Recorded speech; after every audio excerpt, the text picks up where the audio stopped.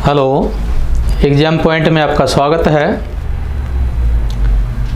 कल हमने वर्ण का टॉपिक किया, उस टॉपिक को हम आगे बढ़ाएंगे।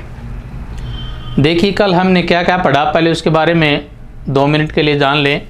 कल हमने वर्ण का टॉपिक शुरू किया था और वर्ण के टॉपिक में हमने पढ़ा था कि वर्ण की जो कुल संख्या कितनी है 52, और उन 52 के जो नाम थे वो हमने कल पढ़ा। वर्ण की परिभाषा हमने कल पढ़ी और 52 वर्ण कौन कौन से हैं उनके नाम हमने पढ़े। उस टॉपिक को आज हम आगे बढ़ाएंगे। तो कल हमने जो 52 नाम कौन कौन से पढ़े थे एक बार देख लीजिए।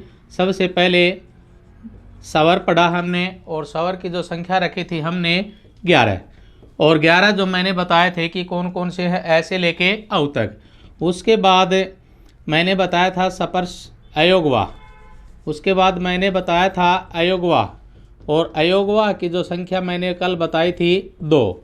और उसके बाद हमने पढ़ा था सपर्श व्यंजन, उसके बाद हमने पढ़ा था सपर्श व्यंजन, और सपर्श व्यंजन की जो संख्या वो हमने पढ़ी थी कल 25। और उसके बाद अंतस्थ व्यंजन, अंतस्थ व्यंजन, और अंतस्थ व्यंजन की जो संख्या थी वो थी 4। उसके बाद हमने पढ़ा उसम व्यंजन, और उसम व्यंजन की जो संख्या थी वो थी 4। और उसके बाद हमने पढ़ा संयुक्त व्यंजन, और संयुक्त व्यंजन की संख्या भी कितनी पढ़ी हमने 4।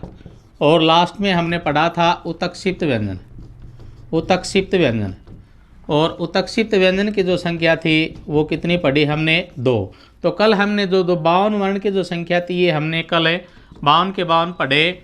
11, 2, 13, 25, 38, 4, 42, 4, 46, 4, 50 और 2, 52। इनके बारे में हमने पढ़ा था, और अलग से हमने स्पेशल पढ़ा था अंतस्थ व्यंजन, और उसके बाद हमने पढ़ा था संयुक्त व्यंजन, और एक मैंने पढ़ा था संयुक्त, और एक पढ़ाया था संयुक्त स्वर। संयुक्त स्वर की संख्या भी कितनी 4, संयुक्त स्वर की संख्या भी कितनी थी 4। और 4 कौन कौन सी थी वो भी कल हमने पढ़ा था, ए, आई, ओ और औ। तो कल हमने ये जो चीज़ें थी ये कल हमने पढ़ी वर्ण के बारे में। आज हम इसको आगे बढ़ाएंगे। देखिए आज उच्चारण जो स्थान है वो वेरी इम्पोर्टेंट है वर्ण के टॉपिक में, तो उसके बारे में हम पढ़ेंगे। उच्चारण स्थान, तो पॉइंट का नाम है उच्चारण स्थान। उच्चारण स्थान, उच्चारण स्थान के बारे में पढ़ेंगे। ये परीक्षा की दृष्टि से एक महत्वपूर्ण पॉइंट है, परीक्षा की दृष्टि से महत्वपूर्ण पॉइंट है। इसके बारे में हम पढ़ेंगे कि उच्चारण स्थान क्या होता है, और इसको परीक्षा की दृष्टि से कैसे पूछा जाता है, एग्जामिनर कैसे प्रश्न बनाता है, तो वो चीज़ें हम पढ़ेंगे। मैं एक ट्रिक के माध्यम से आपको बताऊंगा कि उच्चारण स्थान कैसे याद किया जाएगा। तो मैंने बताया था कि उच्चारण स्थान याद करने के लिए सबसे पहले मैंने बताया था एक कै, तै, मैं, दै और ओ। ये चीज़ें अगर आप याद रख लेंगे तो आपको उच्चारण स्थान याद हो जाएंगे। देखिए वर्ण के टॉपिक में सबसे महत्वपूर्ण पॉइंट है ये, सबसे महत्वपूर्ण पॉइंट उच्चारण स्थान। और उच्चारण स्थान में मैंने जो आपके सामने जो ट्रिक रखी है कै, तै, मैं, दै, ओ, उसको जान लें। अगर ये चीज़ें आपको याद रहेगी दिमाग में तो आप ये कभी भी नहीं भूलेंगे। कै का मतलब क्या है, कंठ है, और तै का मतलब क्या है, तालु, और मैं का मतलब क्या है, मुर्दा, और दै का मतलब क्या है, दंत, और ओ का मतलब क्या है, ओष्ठ। तो कै, तै, मैं, दै, ओ का मतलब ये है कंठ, तालु, मुर्दा, दंत, ओष्ठ। तो ध्यान रखना है ये कि कंठ में कौन कौन से वर्ण लिए जाते हैं, तालु में कौन कौन से वर्ण लिए जाते हैं, मुर्दा में कौन कौन से वर्ण लिए जाते हैं, और दंत में कौन कौन से वर्ण लिए जाते हैं, और ओष्ठ में कौन कौन से वर्ण लिए जाते हैं। तो उच्चारण स्थान की दृष्टि से ये जो 5 पॉइंट हैं इसमें कौन कौन से वर्ण लिए जाते हैं ये देखिए एक बार। तो मैं बताना चाहता हूँ तुम्हें कि जो कंठ है उसमें सबसे पहले हम लेंगे कै वर्ग भाई, और क वर्ग में कितने वर्ण हैं ये देखिए एक बार। क वर्ग में कितने वर्ण हैं? क वर्ग में देखिए 5 वर्ण हैं। 5 कौन कौन से हैं? क है, ख है, ग है, ग है और अंग है। अंग है। ये जो 5 वर्ण है किस में आते हैं? ये क वर्ग में आते हैं। तो 500 वर्णों का उच्चारण स्थान क्या हो जाएगा? कंठ हो जाएगा। जैसे एग्जामिनर कहे कि क का उच्चारण स्थान क्या है तो आप क्या बताएंगे? कंठ है। एग्जामिनर कहेगा कि ख का उच्चारण स्थान है तो आप क्या बताएंगे? कंठ है। एग्जामिनर कहेगा कि ग का उच्चारण स्थान क्या है तो आप क्या बताएंगे? कंठ है। एग्जामिनर कहेगा कि ग का उच्चारण स्थान क्या है तो क्या बताएंगे? कंठ है। एग्जामिनर कहेगा अंग का उच्चारण स्थान क्या है? कंठ है। लेकिन ध्यान रखना है इसका उच्चारण स्थान एक और है और उसका नाम है अनुस्वार। लास्ट वाले का उसका उच्चारण स्थान क्या है? अनुस्वार। अनुस्वार का ही दूसरा नाम क्या है? नासिके। अनुस्वार का ही दूसरा नाम क्या है? नासिके। तो ध्यान रखना है प्रत्येक वर्ग का जो अंतिम जो वर्ण है, प्रत्येक वर्ग का जो अंतिम वर्ण है, ठीक है, जैसे क वर्ग है इसमें कंठ में आ गया इसका अंतिम वर्ण, च वर्ग का अंतिम वर्ण इसमें आ जाएगा, ट वर्ग का अंतिम वर्ण इसमें आ जाएगा और त वर्ग का अंतिम वर्ण इसमें आ जाएगा और प वर्ग का अंतिम वर्ण इसमें आ जाएगा। प्रत्येक वर्ग का जो अंतिम वर्ण है, जैसे क वर्ग का क्या है? ng और च वर्ग का क्या है? ये, ट वर्ग का क्या है? न, त वर्ग का क्या है? न और प वर्ग का क्या है? मैं। इन 500 का जो नाम है वो क्या है? अनुस्वार और दूसरा नाम क्या है? नासिके। तो ये विशेषकर ध्यान रखना है। ध्यान रखना है साथ साथ ये वीडियो में कि जो अंतिम वर्ण है उसका अनुस्वार नाम है, दूसरा नाम है नासिके। लेकिन ये साथ साथ और किस में बोले जाए? अंतिम वर्ण है जिसके का जिस वर्ग में जो आएगा उसमें भी उसको क्या है? पुकारा जाएगा। जैसे अंग है ये क वर्ग में आता है तो इसका उच्चारण स्थान क्या हो गया? कंठ है। इसी प्रकार दूसरा क्या है? च वर्ग। च वर्ग में भी कितने वर्ण आते हैं? 5। च वर्ग में भी कितने वर्ण आते हैं? 5। और 500 को किस में पुकारेंगे? हमें तालु में। यानी च वर्ग में 5 आते हैं। जैसे मैंने अभी भी बताया था जो च वर्ग है उसमें 5 च आता है, छ आता है, फिर ज आता है, फिर झ आता है और फिर ये आता है। इन 500 को किस में पुकारेंगे? हमें तालु में। यानी इनका उच्चारण स्थान क्या रहेगा? तालु रहेगा। च का उच्चारण स्थान क्या है? तालु। छ का उच्चारण स्थान क्या है? तालु। ज का उच्चारण स्थान क्या है? तालु। ज का उच्चारण स्थान क्या है? तालु। और ये का जो उच्चारण स्थान है वो भी क्या है? तालु। लेकिन मैंने थोड़ी देर पहले बताए थे जो अंतिम जो वर्ण है उसको क्या कहेंगे? नासिके या फिर अनुस्वार। इसी प्रकार अगला जो वर्ग आता है ट वर्ग। और ट वर्ग में सेम यही कंडीशन है जैसे इनके पास थी। ट वर्ग में 5 वर्ण आते हैं तो 500 किस में बोले जाएंगे? मूर्धा में। ट, ठ, ड, ढ और ण। ये 500 किस में बोले जाएंगे? मूर्धा में। इसके बाद आता है त वर्ग। इसके बाद आता है त वर्ग। त वर्ग वाले 500 किस में बोले जाएंगे? दंत में। त वर्ग में 5 कौन कौन से आते हैं? त, थ, द, ध और न। उसके बाद आता है प वर्ग। और प वर्ग में भी कितने वर्ण हैं? 5। और 500 किस में बोले जाते हैं? ओष्ठ में। प, फ, ब, भ और म। तो ये विशेषकर ध्यान रखना है। जैसे प है, फ है, ब है, भ है और म है। तो ये जो 500 है किस में बोले जाते हैं? ओष्ठ में। लेकिन अंतिम वर्ण इसका भी है, अंतिम वर्ण इसका भी है, अंतिम वर्ण इसका भी है, अंतिम वर्ण इसका भी है, अंतिम वर्ण इनके भी हैं। इनको क्या बोला जाएगा? नासिके। तो देखिए ये जो 500 वर्ग है इनको सपर्श व्यंजन बोला जाता है। सपर्श व्यंजनों के क्या है? क वर्ग में जो सपर्श व्यंजन 5 हैं 500 कंठ में, च वर्ग में 5 हैं 500 तालु में, ट वर्ग में 5 हैं 500 मूर्धा में, त वर्ग में 5 है 500 दंत में और प वर्ग में 5 हैं 500 ओष्ठ में। उसके बाद देखिए उसके बाद अंतस्थ व्यंजन है य, र, ल और व। इनकी संख्या 4 है। इनकी संख्या कितनी है? 4। और इनकी संख्या कितनी है? 5। 1, 2, 3, 4, 5। और इनकी संख्या कितनी है? 4। तो ऊपर से खाली छोड़ देंगे हमें तो क्रमवाइज ले लेंगे य, र, ल और व। देखिए य का उच्चारण स्थान क्या है? तालु। र का उच्चारण स्थान क्या है? मूर्धा। ल का उच्चारण स्थान क्या है? दंत। और व का उच्चारण स्थान क्या है? ओष्ठ। ठीक है। लेकिन व एक वेरी वेरी इंपॉर्टेंट है। व को दंतोष्ठे भी कहा जाता है। क्या कहा जाता है? दंतोष्ठे। वह को और क्या कहा जाता है, दंतोष्ठ्य भी कहा जाता है, और वह को और क्या कहा जाता है, ओष्ठ भी कहा जाता है। तो ये विशेषकर ध्यान रखना है, ठीक है। ऊपर से एक स्थान खाली छोड़ दें, बाकी कंटिन्यू चलेंगे तो याद हो जाएंगे।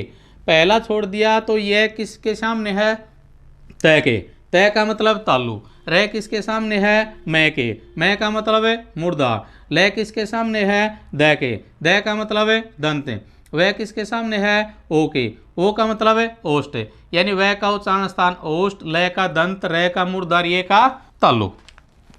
उसके बाद देखिए उसे व्यंजन बच जाते हैं। उसे व्यंजन कौन कौन से हैं, स और है, ये उसे व्यंजन हैं। तो उसे व्यंजन की संख्या भी 4 और इन उच्चारण स्थान की संख्या कितने हैं, ये इसमें ट्रिक में 5। तो इसमें ध्यान रखना है, जो है इसको ऊपर उठा ले जाओ, है को कहाँ उठा ले जाए, ऊपर उठा ले जाए, और है को ऊपर उठाएंगे तो ये जो क्रम बन गया, इस क्रम के अनुसार हम लगा देंगे। जैसे है को सबसे ऊपर ले जाओ, है को कहाँ ले जाएं, सबसे ऊपर, उसके बाद इस से का नंबर है, उसके बाद इस से का नंबर है, और उसके बाद इस से का नंबर है। तो इस प्रकार ध्यान रखना है हमें कि इन से का जो क्रम है वो चेंज नहीं होना चाहिए, हमेशा से इसी प्रकार लिखे जाते हैं शब्दकोश के अनुसार। तो ये विशेषकर ध्यान रखना है, अगर इनका क्रम चेंज कर दिया तो इनके उच्चारण स्थान भी क्या हो जाएंगे, चेंज हो जाएंगे। तो कंठ का उच्चारण स्थान क्या है, और इस से का उच्चारण स्थान क्या है, तालु, यानी है का उच्चारण स्थान है कंठ, ठीक है, और कंठ में क्या लिया जाता है, और इस से का उच्चारण स्थान तालु, यानी तालु में कौन सा से लिया जाता है, ये, और मुर्दा में कौन सा स है, ये, और दंत में कौन सा स है, ये स। तो कभी कभार आपसे पूछ लिया जाता है कि इस स को कौन सा स कहेंगे, तो आप कहेंगे कि दवा वाला स, या फिर कहेंगे 21 वाला स। ये ऐसे अगर हम बोलेंगे तो हमारा उच्चारण स्थान क्या हो जाएगा, गलत हो जाएगा। इस से को कौन सा स कहेंगे कि तालु वाला स, इस से को कौन सा स कहेंगे, तालु वाला स। इसी प्रकार आपसे ये स पूछ लिया जाए कि कौन सा स है, तो आप कहोगे कि सिर्फ पै वाला स, पै वाला स नहीं होगा, ये कौन सा स हो जाएगा, मुर्दा वाला स, ये कौन सा स हो जाएगा, मुर्दा वाला स। इसी प्रकार हमसे पूछ लिया जाए इस स को कौन सा स कहेंगे, तो न तो हम क्या है रे वाला स कहेंगे, या हमें सड़क वाला स कहेंगे, इस स को कौन सा स कहेंगे, दंत वाला स, इस स को कौन सा स कहेंगे, दंत वाला।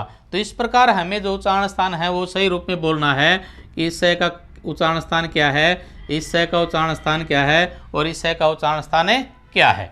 अगला देखिए, अगला बच जाता है संयुक्त व्यंजन। संयुक्त व्यंजन, संयुक्त व्यंजन कौन कौन से हैं, कक्ष, त्रय, जय और सर, ये है संयुक्त व्यंजन। संयुक्त व्यंजन का सबसे पहले तो आंसर क्या रहेगा कि इनका कोई उच्चारण स्थान नहीं होता, इनका उच्चारण स्थान नहीं होता, उच्चारण स्थान नहीं होता। लेकिन फिर भी एग्जामिनर आपसे प्रश्न पुट कर देता है कि कोई न कोई क्या है उच्चारण स्थान इनका बताना पड़ेगा, कोई न कोई तो उच्चारण स्थान होता है।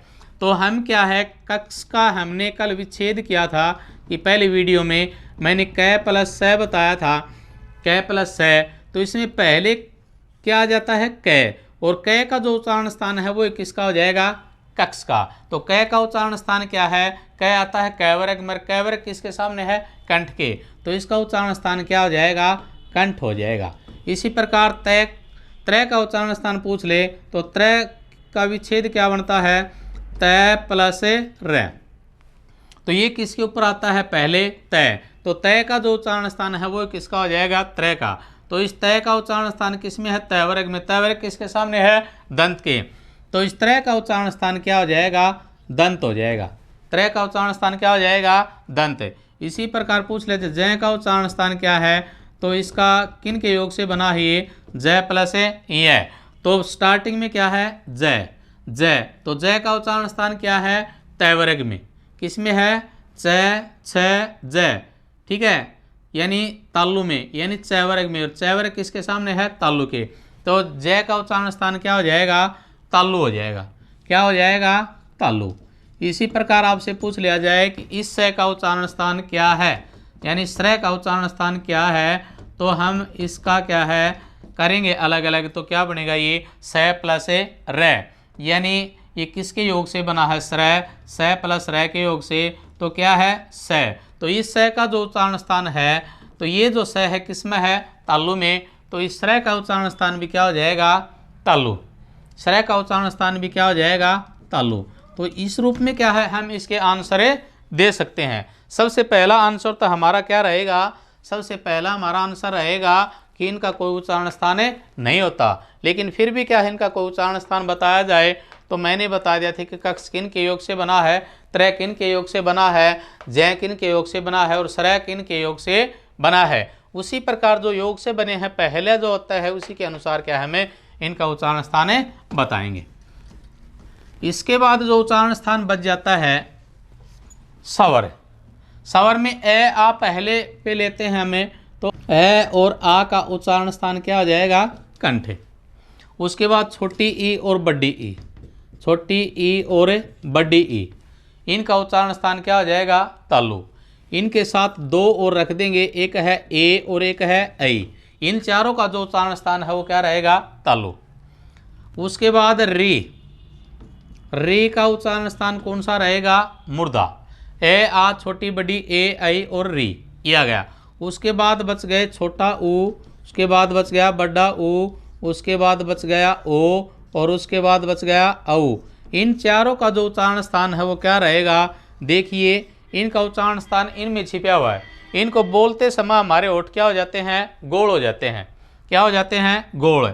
और गोल हो जाते हैं तो इसमें ओष्ठ हो गया। ओष्ठ का मतलब ओठ है, याद रख लेना। तो ये इसी में आ जाएंगे चारों, छोटा ऊ, बड़ा ऊ, ओ और औ। ये बोलते समय हमारे ओठ इसमें क्या हो जाते हैं? गोल। और ओठ गोल हो जाते हैं तो इसका उच्चारण स्थान क्या हो जाएगा? ओष्ठ हो जाएगा। उच्चारण स्थान क्या हो जाएगा? ओष्ठ।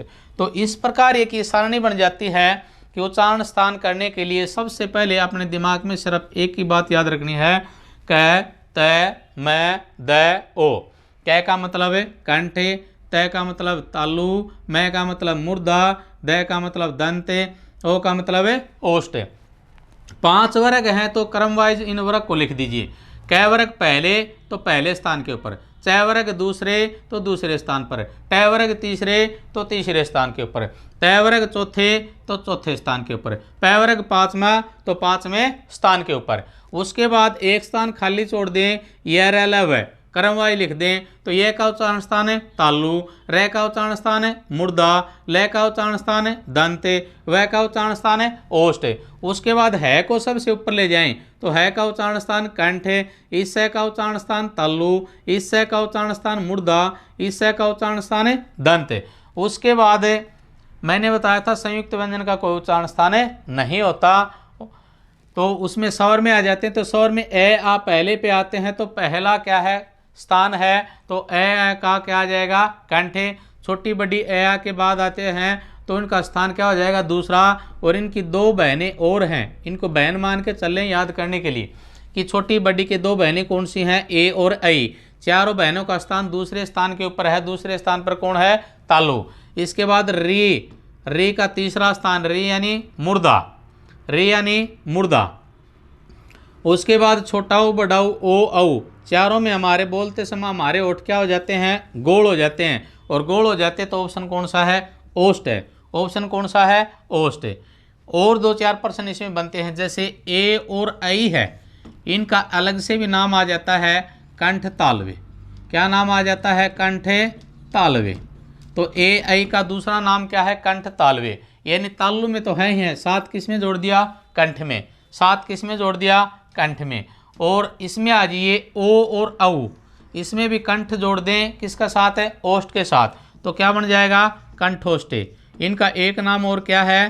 कंठोष्ठे। तो इसमें क्या है? और औ क्या है? कंठोष्ठे। ए और ऐ क्या है? कंठ तालवे, कंठे तालवे। इसके बाद बच जाता है जैसे वर्तस्य बच गया, वर्तस्य। तो इसमें क्या है? वर्तस्य में एक तो न, एक स, एक ल और एक ज। ये जो 4 हैं इनको क्या बोला जाता है? वर्तस्य। क्या बोला जाता है? वर्तस्य। और परीक्षा की दृष्टि से एक महत्वपूर्ण है वह को क्या बोला जाता है? दंतोष्ठे। वह को क्या बोला जाता है? दंतोष्ठे। तो इस प्रकार क्या है, ये एक्स्ट्रा और चीज़ें याद करनी पड़ेंगी ए ऐ का उच्चारण स्थान और क्या है, कंठ ताल वे। ओ औ का और उच्चारण स्थान क्या है, कंठोष्ठ ए। और न स ल और जय को कौन सा बोला जाता है, वर्त से। और वह को और क्या बोला जाता है, दंतोष्ठ ए। तो इस प्रकार क्या है, ये उच्चारण स्थान की जो सारणी है वो याद कर लीजिए। यहाँ अगर आप याद करोगे तो ये सारी जो चीज़ें हैं अपने दिमाग में फिट हो जाएंगी। सिर्फ एक चीज़ याद रखनी है, क त म द ओ। और क का मतलब कंठ, त का मतलब तालु, म का मतलब मूर्धर, द का मतलब दंतर, ओ का मतलब है ओष्ठ। 5 वर्ग हैं, 5 वर्ग क्रमवाइज रख दो, पंजे पंजे 25 है। 4 ये है, ऊपर का एक छोड़ दो और क्रमवाइज लिख दो, ये रहा वह। 4 ये है को ऊपर ले जाओ क्रमवाइज लिख दीजिए, है स। और ए आ पहले स्थान पर, छोटी बड़ी दूसरे स्थान पर, इसकी 2 बहनें ए और आई, री का तीसरा स्थान। और इसमें बोलते समय हमारे उठ क्या हो जाते हैं, गोल। तो इसमें क्या है, याद करने में कोई दिक्कतें नहीं आएगी। यहाँ से HSSC वाला 1 नंबर या कोई भी एग्जामिनर है कि कहीं की भी परीक्षा दें आप, यहाँ से 1% क्या है जरूर उठाता है भाई। तो ये परीक्षा की दृष्टि से महत्वपूर्ण है उच्चारण स्थान की जो सारणी है। ये है को और बोला जाता है काकले, है को और क्या बोला जाता है, काकले। ये भी ध्यान रखना है को और क्या बोला जाता है, काकले। तो ये भी क्या है, ये अलिजी हुआ। और इसे क्या बोला जाता है, अलिजी हुआ। क्या बोला जाता है, अलिजी हुआ। तो है कि क्या है, 2 नाम और हैं, अलिजी हुआ और काकले। तो है कि ये 2 नाम और हैं, याद रखना। ये कंठ तो है ही है, इसके साथ काकले भी कह देते हैं, इसके साथ अलिजी हुआ भी कह देते हैं। तो ये जो सारणी है ये क्या है, परीक्षा की दृष्टि से महत्वपूर्ण है। जो स्क्रीनशॉट लेना चाहता है तो ले सकता है। उसके बाद हम करेंगे स्वरों का वर्गीकरण। उसके बाद हम करेंगे स्वरों का वर्गीकरण। स्वरों का वर्गीकरण। स्वरों का वर्गीकरण। मात्रा के आधार पर स्वर के भेद कितने हैं, 2। मात्रा के आधार पर स्वर के कितने भेद हैं, 2 कौन कौन से हैं, एक तो है हर्ष स्वर, एक तो है हर्ष स्वर और एक है दीर्घ स्वर, एक है दीर्घ स्वर। हिंदी में मात्रा के आधार पर स्वर के 2 ही भेद होते हैं, लेकिन संस्कृत में 3 होते हैं। संस्कृत में तीसरा कौन सा लिया जाता है, प्लुत स्वर। संस्कृत में तीसरा कौन सा लिया जाता है, प्लुत स्वर। लेकिन कभी कभार क्या है, एग्जामिनर यहाँ से प्रश्न दे देता है, न तो हर्ष स्वर से कोई प्रश्न देता है, न दीर्घ स्वर से कोई प्रश्न देता है। इनको छोड़ के तीसरा दे देता है प्लुत स्वर। उसमें न तो हर्ष स्वर न ही दीर्घ स्वर। हर्ष स्वर में कम समय लगता है, दीर्घ स्वर में से दुगना समय लगता है, और प्लुत स्वर में हर्ष स्वर से तिगुना समय लगता है। ऐसे याद कर लीजिए, जैसे मैंने लिख दिया ओम, या ऐसे भी लिख दें ओम। तो ये ध्यान रखना है। इस प्रकार क्या है, ये प्लुत स्वर कहलाते हैं। लेकिन हर स्वर की जो संख्या है वो कितनी है, 4 है। हर स्वर की संख्या कितनी है, 4। लेकिन दीर्घ स्वर की संख्या पूछ ली जाए तो स्वरों की संख्या कितनी है, 11। तो दीर्घ स्वर की संख्या कितनी बच गई, 7। तो ध्यान रखना है, हर्ष स्वर तो कितने हो गए, 4, और दीर्घ स्वर कितने हो गए, 7। हर स्वर का दूसरा नाम क्या है, मूल स्वर। हर स्वर का दूसरा नाम क्या है, मूल स्वर। तीसरा नाम क्या है, जड़ स्वर। और चौथा नाम क्या है, प्रकृति स्वर। क्या नाम है, प्रकृति स्वर। तो हर स्वर की जो संख्या 4 है, कौन कौन से हैं, ए, छोटी ई, छोटा ऊ और री। ध्यान रखना है, ये छंद में क्या है, ये बहुत महत्वपूर्ण है। इनकी जो मात्रा कितनी मानी जाती है, 1 मानी जाती है। छंद की दृष्टि से वेरी क्या है, महत्वपूर्ण है ये। दीर्घ कौन सा आ जाता है, ऐसे बड़ा आ, छोटी से बड़ी ई, छोटा ऊ से बड़ा ऊ, रे उसमें आ गया ए, ऐ, ओ और औ। ये क्या है, 7 बच गए। और ये 7 क्या है, दीर्घ स्वर है। कुछ बुक वाले क्या है, इसको ले लेते हैं, इसमें शामिल ओ को इसमें ले लेते हैं। लेकिन क्या है, स्वर में काउंट नहीं किया जाता। स्वर में काउंट नहीं किया जाता। जैसे अंग्रेजी के वर्ड वगैरह, जैसे हमने डॉक्टर के ऊपर लगा दिया तो इसमें इसकी आवाज़ आएगी, ओ की आवाज़, ये उसमें यूज करते हैं, न कि इसमें हम काउंटिंग में करेंगे। तो कुछ बुक वाले क्या इसको डाल देते हैं, तो इससे बच के रहना है हमें। तो हर सवर की संख्या 4 है, वो 4 है, छोटी छोटा और री। दीर्घ की संख्या 7 है, आ बड़ी बड़ाऊ ए आई ओ औ। तो ये विशेषकर ध्यान रखना है कि स्वरों के वर्गीकरण में सबसे पहले हमने किसका वर्गीकरण किया कि मात्रा के आधार पर स्वर के भेद, और मात्रा के आधार पर स्वर के कितने भेद हैं? 2 भेद हैं। कितने भेद हैं? 2, हर्ष स्वर और दीर्घ स्वर। हर्ष की 4 और दीर्घ की 7। इसमें मात्रा 1 लगती है तो इसकी मात्रा कितनी लगेगी? इनकी मात्रा छंद की दृष्टि से 2 मात्रा। इनकी कितनी मात्रा मानी जाती है? 2। इसकी कितनी मात्रा मानी जाती है? 1 मात्रा। तो ये ध्यान रखना है, छंद में क्या है, बहुत काम आएंगे ये जो है मात्रा के आधार पर। स्वरों का वर्गीकरण में पहला पॉइंट था मात्रा के आधार पर स्वर के भेद।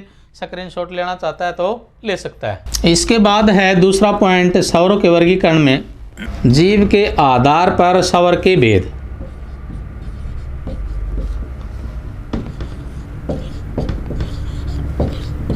जीव के आधार पर स्वर के 3 भेद होते हैं। तो पहला भेद कौन सा है, दूसरा भेद कौन सा है और तीसरा भेद कौन सा है? तो पहला जो भेद हो जाएगा वो हो जाएगा अगर स्वर। पहला हो जाएगा अगर स्वर, और दूसरा जो भेद हो जाएगा मध्य स्वर। दूसरा हो जाएगा मध्य स्वर, और तीसरा जो भेद हो जाएगा वो है पश्च स्वर। तीसरा जो भेद हो जाएगा वो हो जाएगा पश्च स्वर। तो ध्यान रखना है, जीव के आधार पर स्वर के 3 भेद होते हैं, अगर स्वर, मध्य स्वर और पश्च स्वर। अगर स्वर की जो संख्या है वो कितनी है? 4 है। अगर स्वर की संख्या कितनी है? 4। मध्य स्वर की संख्या कितनी है? 1। और पश्च स्वर की संख्या कितनी है? 5। तो आपने सोचा होगा कि 5, 4 का 5 और 5 10, स्वर की संख्या 11 है, लेकिन इनमें किसको शामिल नहीं किया जाता? री को शामिल नहीं किया जाता। तो ये विशेषकर ध्यान रखना है कि जीव के आधार पर स्वर के कितने भेद हैं? 3 हैं, अगर स्वर, मध्य स्वर और पश्च स्वर। देखिए, अगर स्वर 4 हैं, छोटी बड़ी ए आई। मध्य की संख्या 1 है और वो कौन सा है? ए। उसके बाद 5 कौन कौन से बच गए? ए के बाद आ बच गया, छोटी बड़ी आ गया, ए आई आ गया, रे को लिया नहीं जाता, तो क्या बच गया? छोटा ऊ बच गया, बड़ा ऊ बच गया, ओ बच गया, और कौन सा? औ। इस प्रकार ये जो 5 है, इन 5 को किस में लिया जाता है? पश्च स्वर में। 5 को किस में लिया जाता है? पश्च स्वर में। मध्य की संख्या कितनी है? 1। अगर की कितनी है? 4। मध्य की 1, पश्च की 5। तो यहाँ परीक्षा की दृष्टि से वेरी वेरी इंपॉर्टेंट है। ये परीक्षा की दृष्टि से वेरी वेरी इंपॉर्टेंट है। कौन सा? ए। ये कई बार HSSC वाला पूछ लेता है, या कोई भी जो एग्जामिनर है वो पूछ लेता है कि एक तो ऑप्शन रखता है ए और एक ऑप्शन रखता है आ। ये जो दोनों हैं, दोनों वेरी वेरी इंपॉर्टेंट है, लेकिन ए किसकी दृष्टि से इंपॉर्टेंट है? जीव के आधार पर। और आ किसकी दृष्टि से है? विवर्ती के विवर्ती का भेद। ठीक है, वो है मुख खुलने के आधार पर, और ये है जीव के आधार पर। तो जीव के आधार पर भी संख्या 1 है, और उसमें मुंह खोलने के आधार पर एक विवरित है, उसकी संख्या भी क्या है? 1 है, और वो कौन सा है? आ। तो यहाँ ध्यान रखना है, मध्य की जो संख्या है वेरी वेरी इंपॉर्टेंट है। तो ये था जीव के आधार पर स्वर के कितने भेद थे? 3। और मात्रा के आधार पर स्वर के कितने भेद थे? 2। अगला जो पॉइंट है वो देखिए। उसके बाद तीसरा जो पॉइंट है, मुंह खुलने के आधार पर। मुंह खुलने के आधार पर। मुंह खुलने के आधार पर। मुंह खुलने के आधार पर स्वर के भेद। मुंह खुलने के आधार पर स्वर के भेद। तो कितने भेद हैं? 4। मुंह खुलने के आधार पर स्वर के कितने भेद हैं? 4। 4 कौन कौन से हैं? एक है संवरित स्वर। पहला है संवरित स्वर, दूसरा है अर्ध संवरित, दूसरा है अर्ध संवरित स्वर, अर्ध संवरित स्वर, और तीसरा है विवरित स्वर। तीसरा है विवरित स्वर। और चौथा है अर्ध विवरित स्वर। चौथा है अर्ध विवरित स्वर। अर्ध विवरित स्वर। तो ध्यान रखना है, मुंह खुलने के आधार पर स्वर के 4 भेद हैं। पहला है संवरित स्वर, दूसरा है अर्ध संवरित स्वर, चौथा है विवरित स्वर और पांचवा है अर्ध विवरित स्वर। हमें याद रखना है संवरित, संवरित का आधा। हमें याद रखना है विवरित, विवरित का आधा। तो ध्यान रखना है संवरित की जो संख्या है वो कितनी है? 4। संवरित की जो संख्या है वो कितनी है? 4। अर्ध संवरित की संख्या कितनी है? 2। विवरित की जो संख्या कितनी है? 1। और बची हुई जो संख्या कितनी रहेगी? 4 2 6 1 7 और 3 10। इसमें भी किसको शामिल नहीं किया जाता? रे को शामिल नहीं किया जाता। इस प्रकार मुंह खुलने के आधार पर स्वर के 4 भेद हैं। तो संवरित स्वर, अर्ध संवरित स्वर, विवरित स्वर, अर्ध विवरित स्वर। देखिए परीक्षा की दृष्टि से क्या है, मैंने बताया था कि विवरित स्वर, उसको याद रखना है। मैंने विवरित स्वर कौन सा बताया था? आ बताया था। 4 कौन कौन से हैं इसमें? देखिए छोटी ई, बड़ी ई, छोटा ऊ और बड़ा ऊ। तो ये ध्यान रखना है, क्या है? छोटी ई, बड़ी ई, छोटा ऊ और बड़ा ऊ। तो ये क्या है? जो 4 जो संख्या है किसकी है? संवरित स्वर की। किसकी है? संवरित स्वर की। और अर्ध संवरित में क्या है? ए और ओ। ए और ओ, ये कितनी संख्या है? 2। ये कौन से है? अर्ध संवरित है। और विवरित की संख्या है 1 और ये कौन सा है? आ। अर्ध विवरित में जो बच गए, कौन कौन से बच गए? एक तो बच गया ए, एक तो बच गया ए आ गया, छोटी बड़ी, छोटा ऊ बड़ा ऊ, ठीक है। एक बच गया आई और एक बच गया औ, एक बच गया औ। तो 3 ये जो हैं ये हैं अर्ध विवरित स्वर। इसलिए मुंह खोलने के आधार पर स्वर के कितने भेद हैं? 4। संवरित स्वर, अर्ध संवरित स्वर, विवरित स्वर, अर्ध विवरित स्वर। संवरित स्वर की संख्या कितनी? 4। कौन कौन सा? छोटी ई, बड़ी ई, छोटा ऊ, बड़ा ऊ। अर्ध संवरित की संख्या कितनी? 2। ए और ओ। विवरित की संख्या 1 आ। अर्ध विवरित की संख्या 3 ए, आई और औ। ध्यान रखना है, ये भी एग्जामिनर बहुत ज़्यादा पूछता है। ए और ओ को याद रखना है अर्ध संवरित, और एक विपरीत को याद रखना है आ। अगला जो चौथा जो पॉइंट है वो होठों के आधार पर। चौथा जो पॉइंट है और वो क्या है? होठों के आधार पर या वृत्त के आधार पर। वृत्त कह दें, होठ कह दें,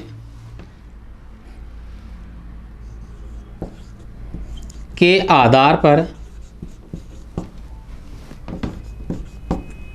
स्वर के भेद।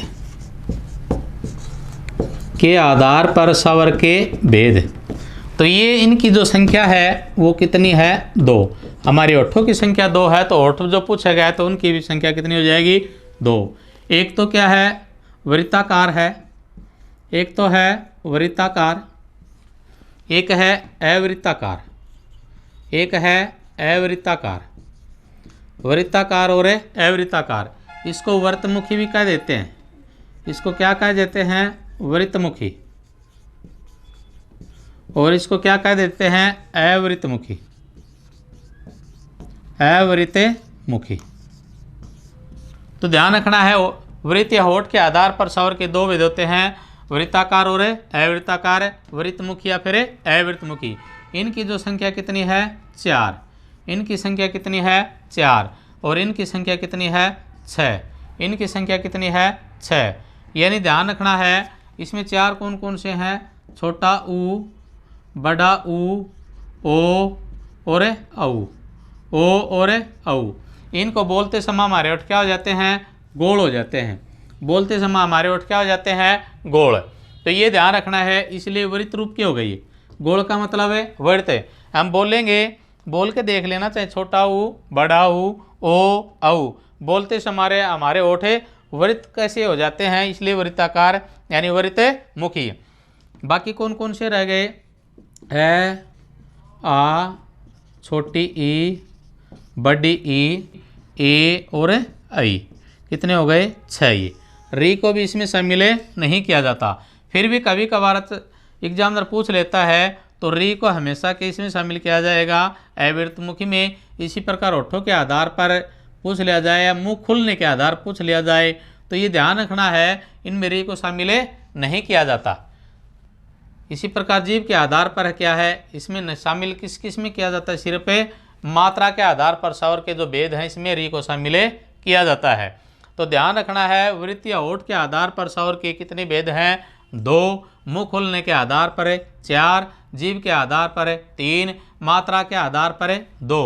तो स्वरों के वर्गीकरण में ये 4 जो पॉइंट थे जो आपके सामने मैंने रखे, तो इनको बिल्कुल ध्यान से पढ़ लेना और इसको बार बार रिपीट करोगे तो आपके दिमाग के ऊपर ही क्या है, सेट हो जाएंगे। उसके बाद एग्जाम में अगर कैसे भी प्रश्न पुट किया जाए तो आपको कोई दिक्कतें नहीं आएगी। लेकिन ये गारंटी है कि मैं जो टॉपिक करवाऊंगा उस टॉपिक में से आपको प्रश्न मिलेगा, तो ये ध्यान रखना है। और ये वीडियो लाइक करें, शेयर करें, ताकि क्या है, हमें खुराक चाहिए, हमारी खुराक क्या है, सब्सक्राइब और लाइक। ये जब तक आप करेंगे तब तक क्या है, हमारे अंदर जो ऊर्जा है वो बढ़ती रहेगी और हम क्या है, प्रत्येक जो टॉपिक है उससे संबंधित आपको हमें अलग अलग रूप में प्रोवाइड करवाएंगे।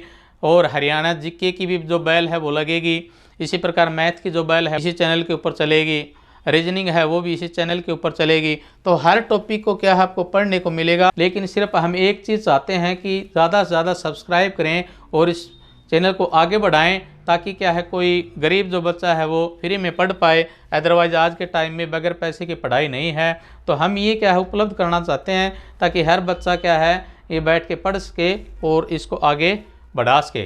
तो थैंक यू, आज के लिए वीडियो इतनी ही।